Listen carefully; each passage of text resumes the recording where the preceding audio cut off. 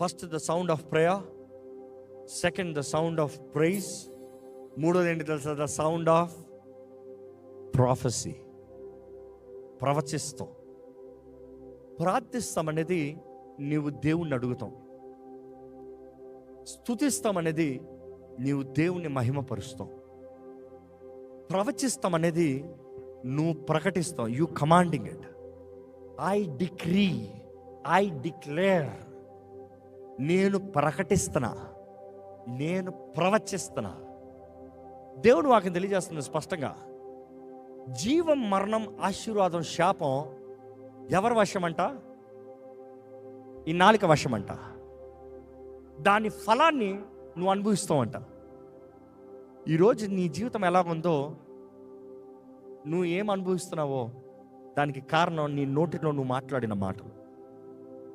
ఈ మాట చాలాసార్లు మిస్